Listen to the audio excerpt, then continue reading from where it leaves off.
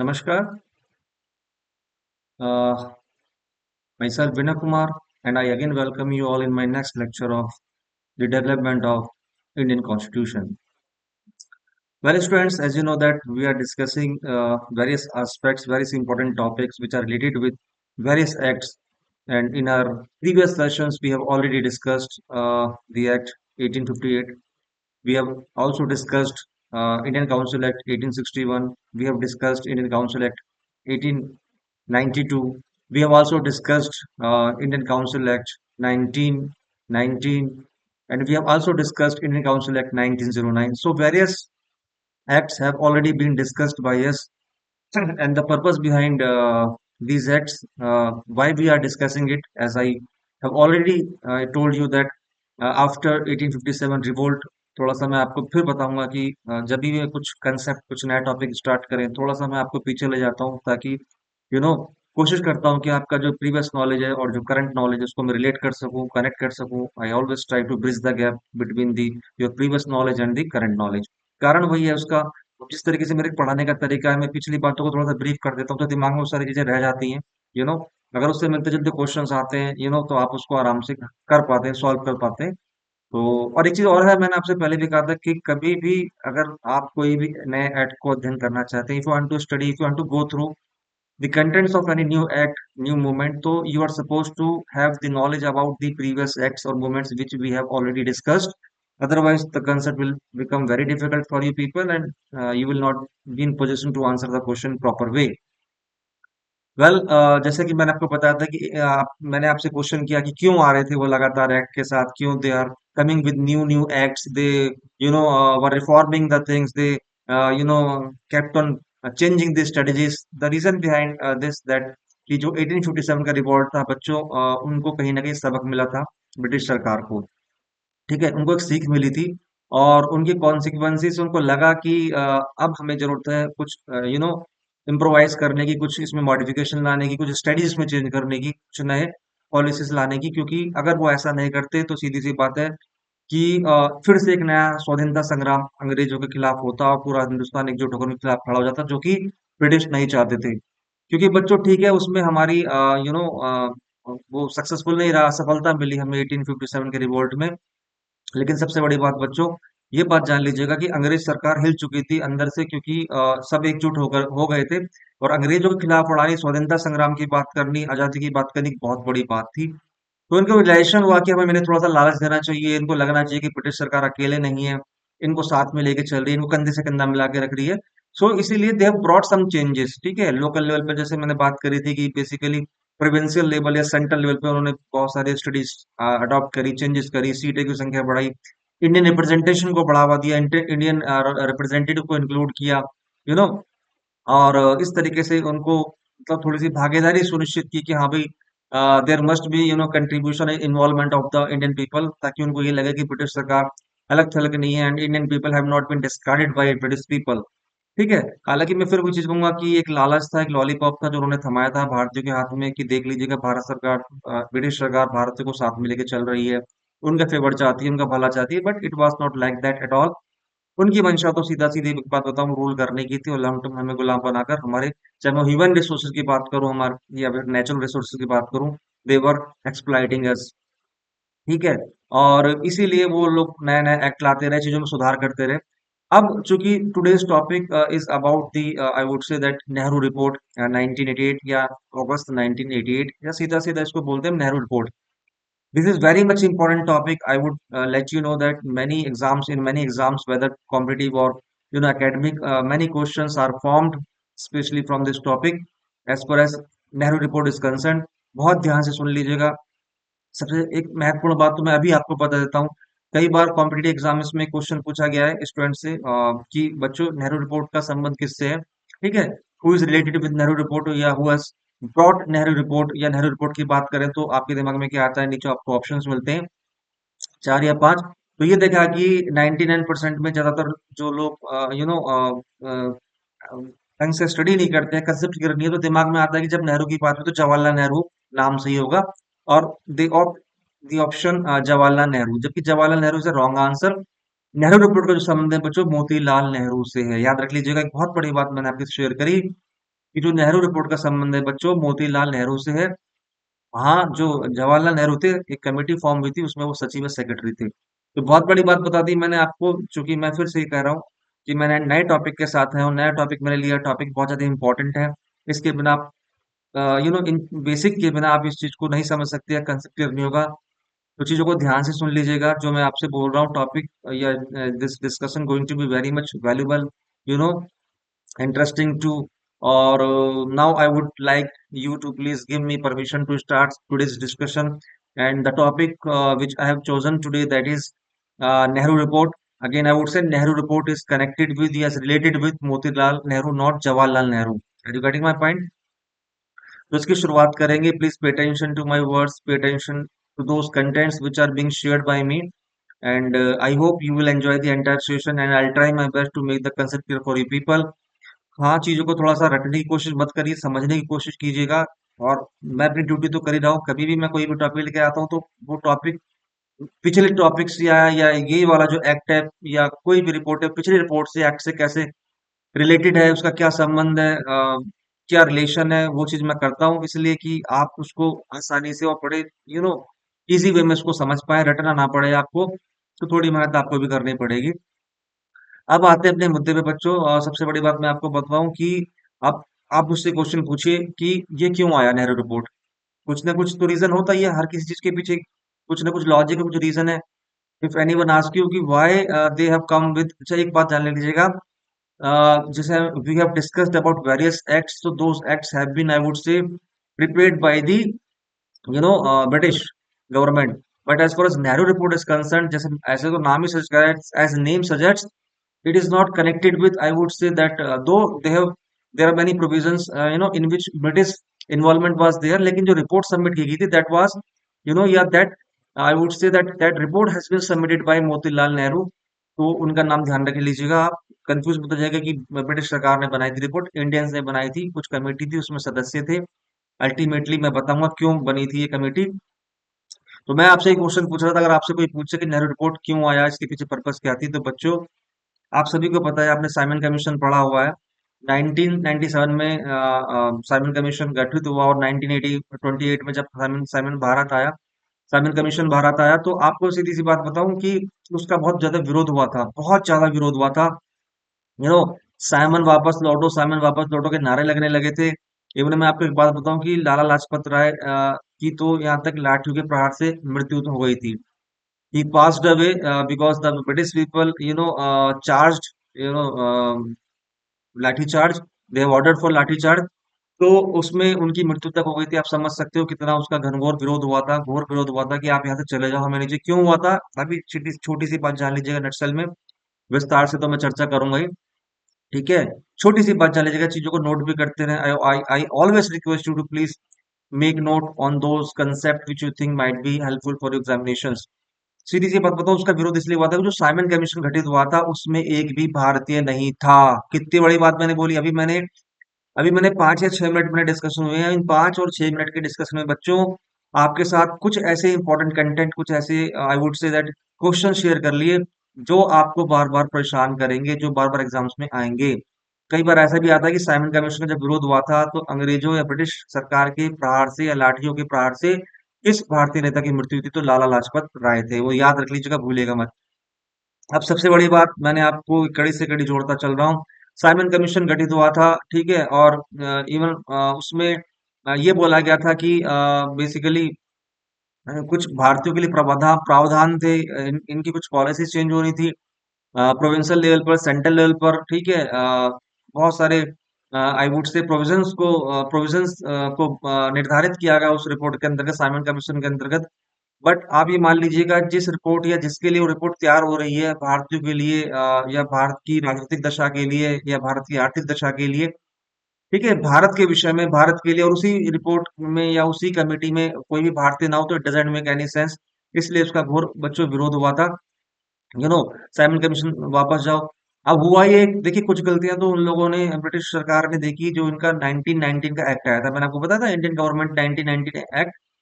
तो कुछ बेसिकली गलतियां, कुछ उनके लूप होल्स, तो उनको, या British realise that we need to change some, या we need to reform the things in further, act, या further I would say that policies.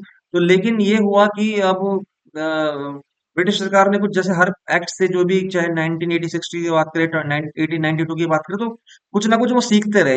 Her report जो इम्प्लीमेंट हुई इंडिया में, वो लेके आई, जो एक्ट उन्होंने इम्प्लीमेंट किया, लागू किया, उससे कुछ कॉन्सिक्वेंसेज, उन्होंने बहुत कुछ सीखा।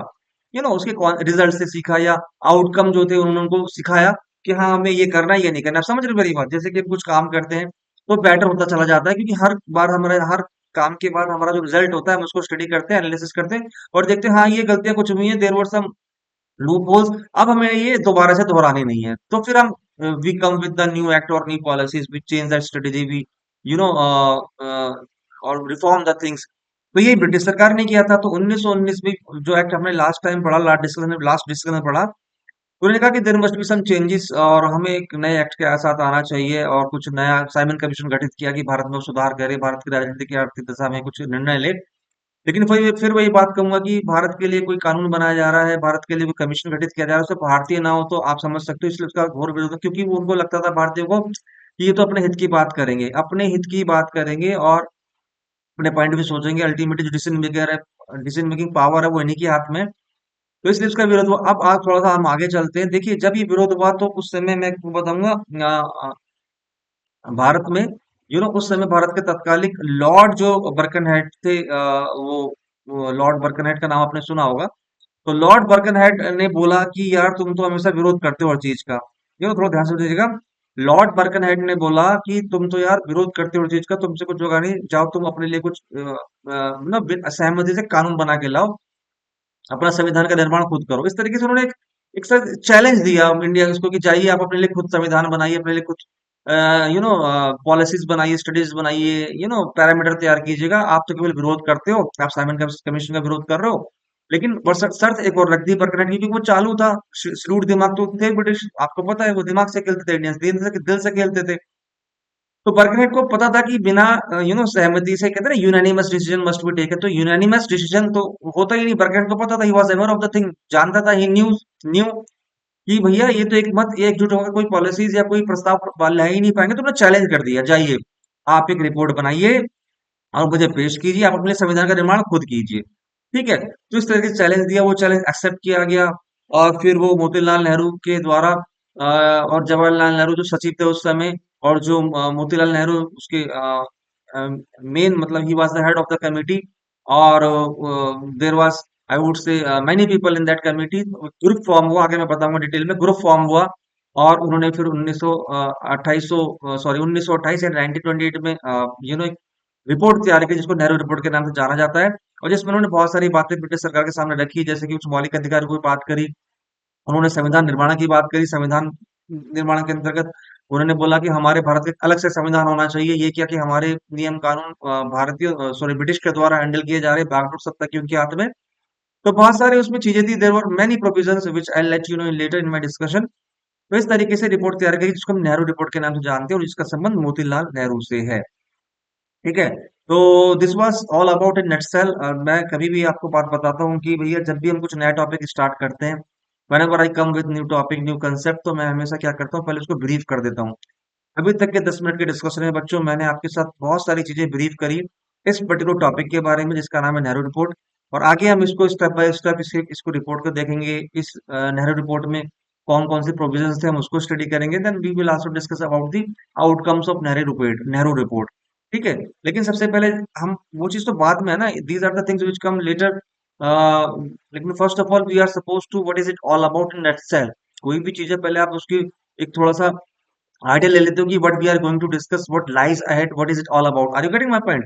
तो उसी तरीके से मैं हमेशा लेक्चर में आपको पहले ब्रीफ कर देता हूँ। आज के लेक्चर में मैंने नेहरू रिपोर्ट क्या था, मैंने आपको ब्रीफ किया। अब मैं इसको थोड़ा सा डिटेल में जाऊंगा, थोड़ा सा स्टेप बाय स्टेप पढ़ूंगा, बताऊंगा आपको। सबसे पहले मैं बताऊंगा प्रोविजंस क्या है इसके, और फिर then I will discuss the consequences, or I would say that outcomes of the Nehru report. So please, again, I would remind you, please, I would rather agitate you, don't mind, कि keep paying attention to my words. Session going to be very very important, topic बहुत ज्यादा important है, बहुत सारे exams में ये question पूछा भी जाता है। चलिए स्टार्ट की करते हैं हमारा। सबसे पहले हम देखते हैं नेहरू रिपोर्ट की प्रोविजंस क्या है, what are the provisions of Nehru Report. Okay, जैसा कि मैंने आपको बताया कि लॉर्ड बर्कनहेड जो उस समय सचिव थे भारत में, सेक्रेटरी ऑफ स्टेट कह लीजिए, सेक्रेटरी ऑफ स्टेट या भारतीय सचिव की बात करूं, मैं आपको पहले ही बता चुका हूं कि सेक्रेटरी ऑफ स्टेट जो होते थे, थोड़ा सा याद रख लीजिएगा, टॉपिक से थोड़ा डेविएट हो रहा हूं मैं। वो ही used to sit in London, ठीक है, वहां पर वो बैठते थे, सचिव भारत के थे। और सचिव को बेसिकली असेट करने के लिए 15 मेंबर्स की काउंसिल थी, और उसमें दो भारतीय सदस्य भारत के एक्ट में दिए गए थे, तो उसको जो असेस्ट करते थे। और ये सचिव जो होता था, जो वायसराय, जो इंडिया में वायसराय था, आपको पता था मैंने कि जो 1858 का एक्ट रहा, गवर्नमेंट ऑफ इंडिया एक्ट, उसके अंतर्गत जो भारत के गवर्नर जनरल को भारत के वायसराय की संज्ञा दी गई थी।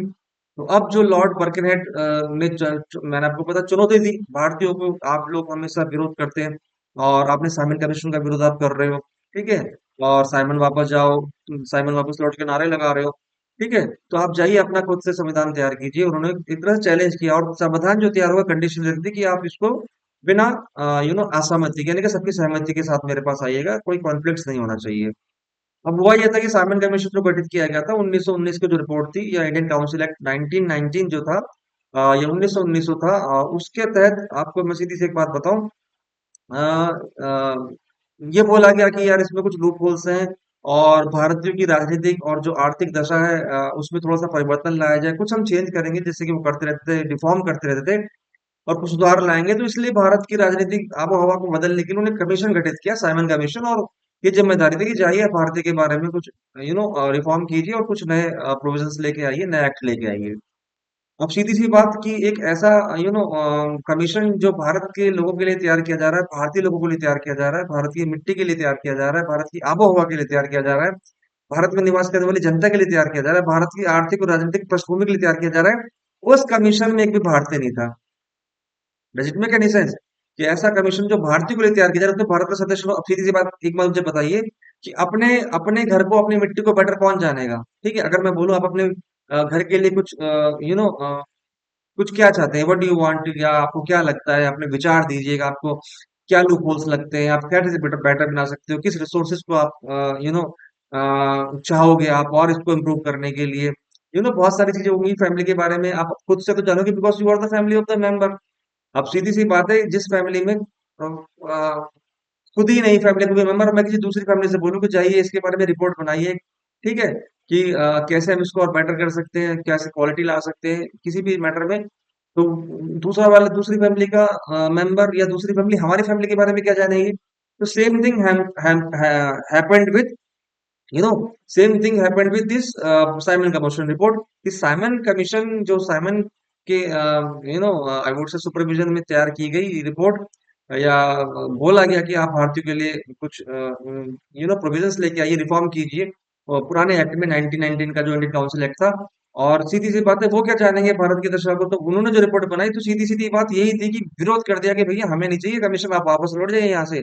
और नारे लगा के, मैंने आपको बताया भी था अभी कि बहुत बड़ा इंसिडेंट हुआ था, लाला लाजपत राय की मृत्यु हुई थी पंजाब में विरोध जब चल रहा था, और ब्रिटिश सरकार की लाठियों से उनका देहांत हो गया था। तो इस तरीके से फिर बर्करनेट बोलते हैं कि आप जाइए और खुद से जो है अपने संविधान का निर्माण कीजिए। अब यहाँ से कहानी स्टार्ट होती है, यू नो अब जो मोतीलाल नेहरू, याद रखिएगा, मोतीलाल नेहरू एक कमेटी का गठन करते हैं, जिसमें सचिव जवाहरलाल नेहरू होते हैं। और उन्होंने बेसिकली ये बोला कि भारतीयों के लिए संविधान हम खुद तैयार करेंगे। ठीक है, आप कह रहे हो, लॉर्ड बर्कनेट कह रहे हैं कि आप अपने लिए खुद संविधान तैयार कर लीजिएगा, और उसमें बट बल्कि कुछ कॉन्फ्लिक्ट्स नहीं होने चाहिए, मतभेद नहीं होने चाहिए विचारों में। तो भारत के संविधान के लिए एक नए डोमिनियन, ठीक है, डोमिनियन याद रख लीजिए, वर्ड में यूज कर रहा हूँ। सबसे पहले उसके अंतर्गत क्या उन्होंने शर्त रख दी कि भारत को एक डोमिनियन राज्य का दर्जा प्राप्त हो। वो कैसे, जैसे कि और भी जैसे कनाडा वगैरह में थे दर्जा प्राप्त था। अभी डोमिनियन बेसिकली राष्ट्र की बात जो मैं करूँ, तो ये होती क्या है, ठीक है, शासन हम पे ब्रिटिश का ही रहेगा, बट हमें कुछ मामलों में स्वतंत्रता भी होगी डिसीजन लेने में, पॉलिसी बनाने में, ठीक है। कहना ये चाहूंगा अल्टीमेटली, जैसे फॉर एग्जांपल ऑस्ट्रेलिया कनाडा हो गया, उस समय भी ये सेम सिचुएशन थी, उनको डोमिनियन दर्जा, राष्ट्र का दर्जा प्राप्त था, लेकिन भारतीयों को नहीं था। तो भारतीयों ने सबसे पहले ये आवाज उठाई कि ठीक है, हम अपने संविधान का निर्माण तो करेंगे। उसके अंतर्गत उन्होंने बोला एक प्रोविजन होना चाहिए कि हमें जो है पुनः जो भारत है उसको डोमिनियन राष्ट्र का दर्जा प्राप्त हो, और जो सरकार है उसकी संघीय व्यवस्था हो। संघीय व्यवस्था या फेडरल फेडरल सिस्टम तो आप जानते ही है, अभी भारत की मैं बात करूं, भारत के वर्तमान लोकतांत्रिक डेमोक्रेटिक प्रिंसिपल्स की बात करूं, तो वर्तमान में हम फेडरल गवर्नमेंट की बात करते हैं, संघीय सरकार की बात करते हैं, यानी कि हर स्तर पर अपने अपने कार्य क्षेत्र में राज्य स्वतंत्र है, सरकार स्वतंत्र है। जैसे कि मैं बोलूं, केंद्रीय स्तर पर, राज्य स्तर पर या लोकल स्तर पर हम लोग अपने अपने नियम कानून बनाते हैं, काम करते हैं, देश की सुरक्षा को सिक्योर करते हैं और वेलफेयर को सुनिश्चित करते हैं। तो ये सब अपने अपने काम में करते हैं। मतलब अल्टीमेट पावर एक व्यक्ति की या एक आई वुड से सरकार के हाथ में नहीं कि वो सेंट्रलाइज्ड पूरी तरीके से, ऐसा नहीं है। ठीक है, थोड़ी पावर दी गई है। और ये बात अब अभी भी अच्छी तरह जानते हैं। कुछ हमारे पास सूचियां भी हैं, कुछ सब्जेक्ट्स है, जैसे बात करूं, कुछ हम संघ सूची की बात करते हैं, और या फिर हम कुछ राज्य सूची की बात करते हैं, तो अपने विषय भी हैं। अपने अपने विषय के अंतर्गत हमें कानून बनाने की स्वतंत्रता है। तो इस तरीके से बोला कि भारत को आपको डोमिनियन राष्ट्र का दर्जा देना पड़ेगा, जिस तरीके से ऑस्ट्रेलिया, कनाडा वगैरह को अपने दर्जा डोमिनियन दर्जा दिया है। पहली बात तो ये रखी थी उन्होंने उनके सामने, ब्रिटिश सरकार के सामने। और दूसरी बात थी, जो फेडरल गवर्नमेंट है उसकी बात करी थी उन्होंने कि फेडरल शासन होना चाहिए, संघीय व्यवस्था होनी चाहिए।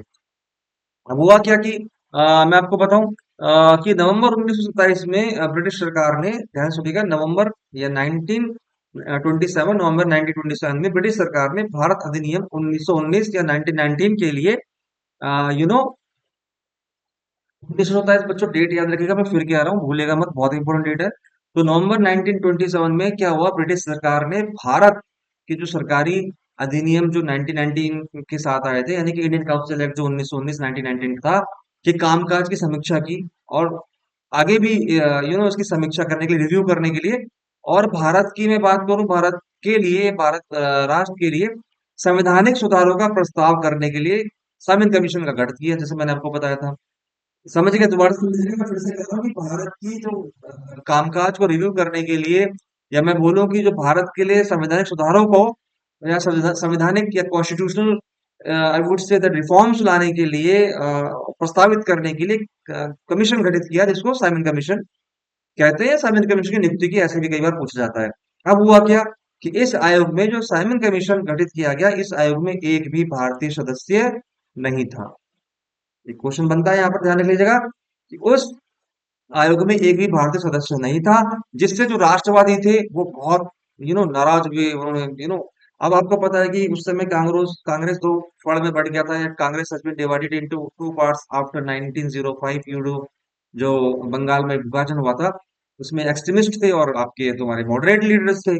तो बेसिकली मॉडरेट लीडर जो थे, जो उदारवादी नेता थे, वो तो ब्रिटिश का थोड़ा सेव करते थे, फेवर करते थे। दादा भाई नौरोजी उसके प्रमुख थे, मैं पहले ही बता चुका हूँ। तो इनको लगता था कि अगर हम अपनी बात ब्रिटिश के सामने अच्छे से रखेंगे तो क्या होगा, वो हमारे सुनेंगे, हमारा फेवर करेंगे, हमें साथ लेके चलेंगे, इससे हमारा कल्याण होगा। लेकिन जो गरम दल के नेता थे, जो एक्सट्रीमिस्ट थे, और जो एक्चुअल में जो राष्ट्रवादी आंदोलन के नेता थे, उनको ये बात बहुत बुरी लगी, क्योंकि वो ब्रिटिश की मंसूबों से वाकिफ थे, परिचित थे कि ये हमारी भलाई की बात नहीं कर रहे, तो फिर राष्ट्रीय घोषणा कर रहे हैं। अब उन्होंने इसका बहुत घोर विरोध किया। ठीक है। यद्यपि अगर मैं बोलूं, अंग्रेजों ने असंतोष को, या मैं बोलूं कि उस समय जो इसका जो विरोध किया था, इसको स्वीकार किया कि कोई बात नहीं, करने दो। लेकिन उन्होंने उनके सामने एक शर्त भी रख दी थी, जैसा कि मैंने आपको बताया था कि उस समय जो सचिव थे, लॉर्ड बर्कनहेड। लॉर्ड बर्कनहेड ने क्या बोला कि जाइए, आप इतना विरोध कर रहे हो तो आप अपने संविधान का निर्माण खुद ही कर लीजिए। एक तरह चैलेंज दिया, और उसमें कोई कॉन्फ्लिक्ट नहीं होनी चाहिए। ठीक है। हालांकि उन्होंने, ब्रिटिश सरकार ने, ब्रिटिश गवर्नमेंट ने आयोग की संरचना में कोई परिवर्तन नहीं किया था कि भारतीय को सम्मिलित कर लिया हो या कुछ study change. No, they didn't bring even a single change, I would say, in that report. बल्कि भारतीय को ये बोल दिया कि भैया, जाइए, आप अपने संविधान का निर्माण खुद से कर लीजिएगा। तो ये एक तरह से चैलेंज दे दिया उसने, लॉर्ड बर्कनहेड ने या ब्रिटिश सरकार ने, आप बोलो लॉर्ड बर्कनहेड उस समय सचिव थे, जैसे कि मैंने बताया, या ब्रिटिश सरकार ने एक चैलेंज दे दिया किसको, भारतीयों को, कि अब आप विरोध कर रहे हो तो जाइए, आप खुद अपने संविधान का निर्माण कर लीजिएगा। ठीक है। और बिना असहमति के, कोई कॉन्फ्लिक्ट नहीं होना चाहिए, सबके विचारों में सहमति होनी चाहिए, कोई मतभेद नहीं होना चाहिए। क्योंकि ये चाल से तो वाकिफ था लॉर्ड बर्कनहेड, 1925 में तत्कालीन सचिव थे ये, 1925 में, याद रखिएगा, 1925 1925 में जो तात्कालिक सचिव थे या सेक्रेटरी स्टेट थे, वो लॉर्ड बर्कनहेड थे। याद रख लीजिएगा इस बात को। तो उन्होंने बोला कि जाइए, आप अपने संविधान का निर्माण खुद कर लीजिए, क्योंकि वो पता था, उसको अच्छी तरीके से पता था भारतीयों के बारे में, कि भैया, ये जो है बिना कॉन्फ्लिक्ट के तो ये हो ही नहीं पाएगा, संविधान का निर्माण हो ही नहीं पाएगा। समझ रहे हैं मेरी बात? क्योंकि कॉन्फ्लिक्ट्स होंगे, विचारों में मतभेद है, विभिन्न दल है। तो मेरे पास या हमारे पास आएंगे, ब्रिटिश सरकार के पास आएंगे, तो मैं then I will question them. कि you are talking about the formation of constitution and you will make your own constitution, but ठीक है, ये मैं फिर आगे बताऊंगा। हुआ किया भी, नेहरू रिपोर्ट प्रस्तुत भी की गई, इसमें मौलिक अधिकार का वर्णन है, बहुत सारी चीजें रखी भी गई, ऐसा नहीं है कि रिपोर्ट प्रस्तुत तो नहीं हुई, लेकिन उस समय वो चैलेंज करा था लॉर्ड बर्कनहेड भारतीयों को। ठीक है, अब थोड़ा आगे सुन लीजिएगा। जो राष्ट्रवादी आंदोलन के जो लीडर्स थे या एक्सट्रीमिस्ट थे, उन्होंने क्या करा 1928 में, मोतीलाल नेहरू की अध्यक्षता में एक रिपोर्ट का मसौदा तैयार किया, और उनको चुनौती का जवाब देने के लिए, लॉर्ड बर्कनेट की चुनौती को जवाब देने के लिए उन्होंने एक मसौदा तैयार किया कि हम इसका जवाब देंगे और अच्छे से अपने संविधान का निर्माण करेंगे।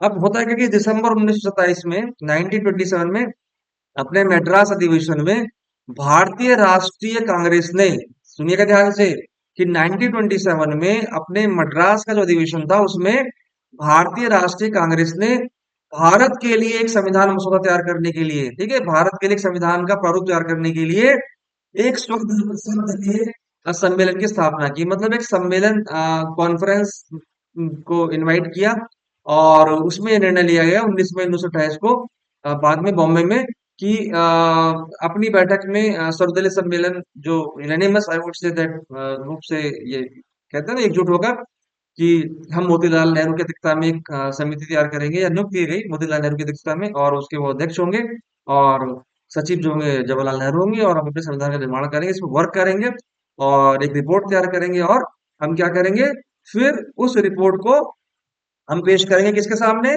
ब्रिटिश सरकार के सामने, ब्रिटिश गवर्नमेंट के सामने उसको हम पेश करेंगे। ठीक है, यहाँ तक कोई बात किसी को प्रॉब्लम हो तो बता दीजिएगा। ठीक है, फिर अभी तक अगर आपको कुछ प्रॉब्लम नहीं है तो आगे थोड़ा सा चलते हैं, और ये जो नेहरू रिपोर्ट है हम इसकी सिफारिशों के बारे में बात करते हैं। बेसिकली इन्होंने क्या क्या सिफारिशें रखी, क्या रिकमेंडेशंस रखी किसके समक्ष, आई would say that British government के समक्ष इन्होंने क्या क्या कंडीशंस रखी, क्या शर्तें रखी अपनी, और इस रिपोर्ट के अंतर्गत हम थोड़ा सा उसको जानेंगे।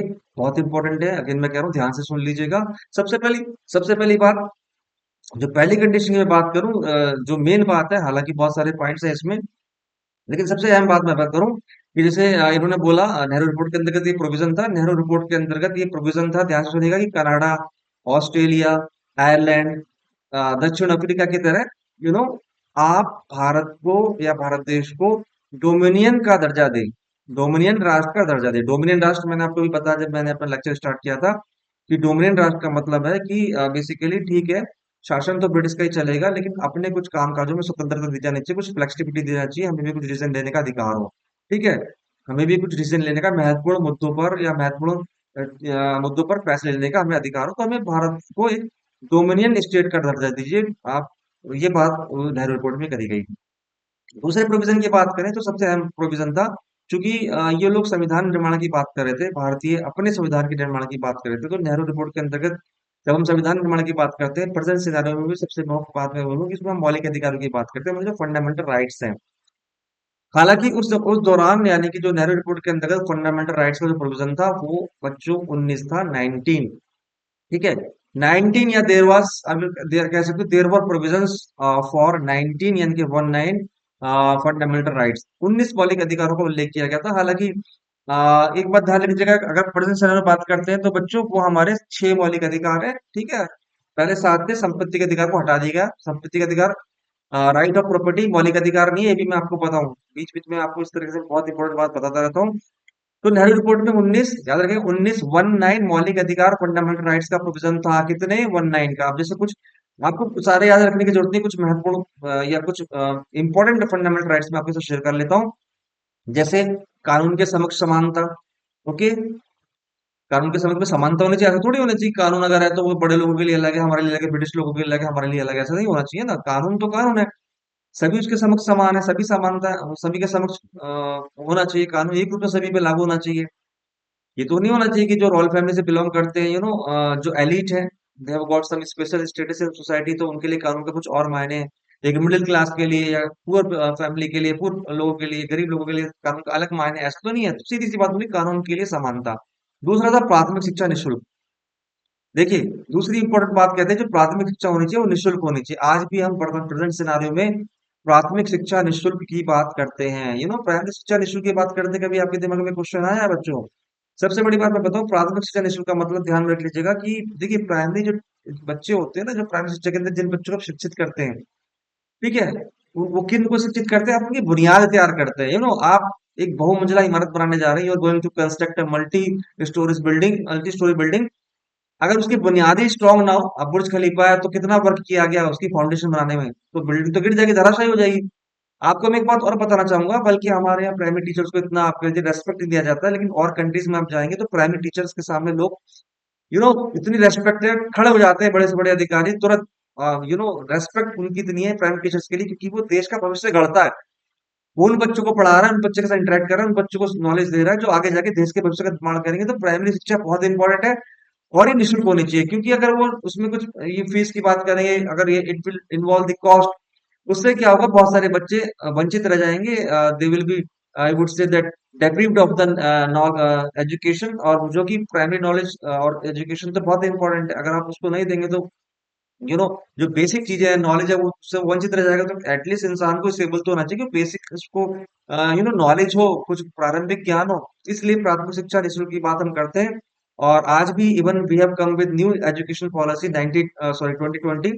तो 2020 के अंतर्गत भी, और इवन 1986 की एजुकेशन पॉलिसी हो, कोठारी कमीशन हो, या फिर कोई भी कमीशन हो, या फिर आप और पुरानी पॉलिसी पे 1960 की पॉलिसी पे चला जाइए, हर जगह प्राथमिक शिक्षा को निःशुल्क करने की बात की गई है। तो शुरुआत यहीं से हो गई थी। एक बहुत बड़ी बात आपसे शेयर करना चाहूंगा, नेहरू रिपोर्ट को संविधान का बीज बोला जाता है, यू नो बेस बोला जाता है। नेहरू रिपोर्ट को संविधान का बीज बोला जाता है, क्योंकि यहीं से संविधान निर्माण की प्रक्रिया आरंभ हुई, ये भी आप इसको कह सकते हो। तो एक चीज आप और याद रख लीजिएगा, इफ एनीवन आस्क यू कि जो संविधान निर्माण का बीज किसे बोला जाता है, या ब्लूप्रिंट बोला जाता है, कि blueprint of Indian constitution, blueprint of the, I would say that, present Indian democratic constitution, तो दैट इज बच्चों नेहरू रिपोर्ट।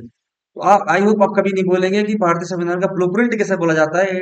तो इंडियन कॉन्स्टिट्यूशन का ब्लूप्रिंट बोला जाता है नेहरू रिपोर्ट को। ठीक है, आगे चलते हैं। We are discussing the various fundamental rights. जैसे मैंने आपको बताया कि उसमें 19 फंडामेंटल राइट्स का प्रावधान था, प्रोविजन था। There were provisions for 19 fundamental rights. किसी भी भूलेगा मत। देखिए, मैं आज के डिस्कशन में बहुत इंपॉर्टेंट टॉपिक है, मैंने आपको पहले बताता हूँ। और आज के डिस्कशन में मैंने न जाने कितने क्वेश्चन आपसे डिस्कस कर लिए, जो कि बहुत इंपॉर्टेंट है, बहुत बार आप वो फेस करेंगे। आगे उन्होंने बात करी धार्मिक स्वतंत्रता। रिलीजियस की जो फ्रीडम हो सभी के पास आज भी है, पता ही है आपको। धर्म के नाम पर कि तुम्हें ईसाई लेना है, तुम्हें इस्लाम को स्वीकार करना है, या हिंदू धर्म को स्वीकार, ऐसा नहीं है। धार्मिक स्वतंत्रता होनी चाहिए, अपने अपने सर्वसम्मति से, अपने अपने सद्भाव दृष्टि से, या अपने अनुसार आप किसी भी धर्म को स्वीकार कर सकते हो। संपत्ति का अधिकार भी बोला गया कि संपत्ति का अधिकार हो, इसमें फोर्सफुली, जो मैं कहूँ कि किसी का और का राइट ना हो संपत्ति पर, किसी को फोर्सफुली संपत्ति पर अधिकार करने के लिए। ठीक है, संपत्ति के अधिकार फंडामेंटल राइट्स हो। जैसे होता था कि भाई बलपूर्वक हम किसी की संपत्ति को छीन लेते हैं, कुछ करते हैं, उस पर आधिपत्य स्थापित करते हैं, तो ये चीज नहीं होनी चाहिए। हालांकि वर्तमान में संपत्ति का अधिकार मौलिक अधिकार के अंतर्गत नहीं आता है, इसको हटा दिया गया। वर्तमान में केवल 6 मौलिक अधिकार है। Only there are 6 fundamental rights, या आप कह सकते हो there are provision of 6 fundamental rights in our Indian constitution. ध्यान में रख लीजिएगा। इस तरीके से मैं आपको बड़ी छोटी से छोटी बात बताता रहता हूँ, उसको थोड़ा ध्यान से सुन लीजिएगा। फिर इन्होंने बोला न्यायिक तरीके से शस्त्र रखने का अधिकार। इन्होंने एक ये भी इनका अधिकार की बात मैं करूं, हालांकि there been later, I would say, curtailed, बाद में इनमें कमियां आई। आप वर्तमान में 6 मौलिक अधिकार है। तो इन्होंने बोला कि एक न्याय लीगल वे में, लेजिटिमेट वे में हमें वेपन्स रखने का अधिकार हो। इन्होंने इन्होंने ये प्रोविजन लाया मौलिक अधिकार को, की मैं बात करूं। और जो श्रमिक हैं, दलित हैं, कि या फिर मैं बोलूं कुछ गरीब तबके के हैं, तो इनको इनके अधिकारों का संरक्षण किया जाए, कंजर्व किया जाए, प्रोटेक्ट किया जाए। इनके जो राइट्स हैं, जो बेसिकली जो निचले तबके के लोग हैं, जो गरीब हैं, डेस्टिट्यूट्स हैं, पुअर पीपल है, दलित है स्पेशली, इनके अधिकारों को हम क्या करें, संरक्षित करें, या प्रिजर्व करें, प्रोटेक्ट करें। ठीक है, संघ गठन, सीधी सी बात है, जो उन्होंने सरकार का गठन किया था, या जिसकी मांग कर रहे थे, सॉरी, ये बात मांग कर रहे थे संघीय फेडरल गवर्नमेंट की, कि भैया प्रांतीय और केंद्र स्तर पे जो सरकारें के जो रूल होते हैं, जो पावर होती है, जो अपने अपने कार्य क्षेत्र में शासन करने के लिए स्वतंत्र होते हैं, इंटरफेरेंस नहीं होता है। और हाँ, ये बात जरूर बोली, जहां तक मैंने अभी बात की इंटरफेरेंस की, जैसे आज भी आप देखते हो कि संघ सूची और राज्य सूची के पास अपने अपने विषय हैं, लेकिन कुछ मामलों में केवल केंद्रीय कानून बना सकती है, जिसे अविशिष्ट शक्तियां बोलते हैं। इसे आप रेजिड्यू पावर भी बोल सकते हो, कि केंद्र को कुछ स्पेशल पावर है, जो अपने आप कुछ मामलों में, महत्वपूर्ण मामलों में केवल वही उसी के पास राइट्स है, उसमें कोई इंटरफियर नहीं करेगा, उसमें वो कानून बना सकती है। इस तरीके से उन्होंने बोला कि ठीक है, संघ की अपनी शक्ति है, राज्य की अपनी शक्ति है, यू नो अपने अपने तय सीमा क्षेत्र में अंदर कार्य प्रणाली के अंतर्गत वो शासन करेंगे, बट केंद्र को जो है अविष्ट शक्तियां प्राप्त हों। ठीक है, ये थोड़ा सा ध्यान में रख लीजिएगा, बड़ी इंपॉर्टेंट बात मैंने आपसे बोल दी अभी। तो ये फंडामेंटल के अंतर्गत देयर वर सम प्रोविजंस, या आप कह सकते हो कि few fundamental rights which I have discussed with you. हालांकि फिर भी कहूंगा कि there were provisions of 1919 fundamental rights. और इससे पहले मैंने आपको बताया कि as I talked about the provisions, या मीन जो इसकी जो शर्तें थी, उसमें सबसे पहली वाली बात मैंने आपसे शेयर की थी कि जिस तरह से ऑस्ट्रेलिया, कनाडा, आयरलैंड और दक्षिण अफ्रीका को एक डोमिनियन राष्ट्र का दर्जा दिया गया, उस तरह भारतीय को भी डोमिनियन राष्ट्र का दर्जा दिया जाए। So if I'll continue the entire session, so what will happen कि your interest level will come down or it will become lengthy, the session will become messy. तो मैं नहीं चाहता कि आपका इंटरेस्ट कम हो, तो इसलिए इसकी डायरेक्ट रिपोर्ट अभी और भी है, काफी लेंथी रिपोर्ट है, तो थोड़ा बड़ा सेशन है, बहुत इंपॉर्टेंट है, मैं बड़े आराम से पढ़ा रहा हूँ। चाहता तो मैं आधे घंटे में पूरी रिपोर्ट को खत्म कर सकता था, लेकिन मैंने बड़े अच्छे तरीके से ब्रीफ किया, पहले आपको फिर कंसेप्ट समझाया, फिर मैंने बताया कैसे आया, क्यों आया, साइमन कमीशन के बारे में मैंने बात करी, फिर मैंने आपको सारे इसके प्रोविजंस की बात करी, और इसमें भी बहुत सारे प्रोविजंस हैं। And then we also have to I would say that get into the what were the outcomes and basically loopholes, and we'll try to see in our, I would say that later lecture, in my next lecture, sorry. So now we come to the end of today's session, and I would say that thank you very much for being the valuable part of today's session. I hope you would have enjoyed the entire session, and please see you again in my next lecture of Indian Constitution Development, the development of Indian Constitution. We are discussing the Nehru Report 1928. I'll continue the same topic in my next lecture. Nehru Report की बात करेंगे हम उसमें, बाकी के provisions देखेंगे, or we will discuss the important contents, yeah, those important contents which we are still left with. So till then, I would say that thank you very much, bye bye, take care, मिलते हैं, see you again in my next lecture, सभी को शुक्रिया, प्रणाम।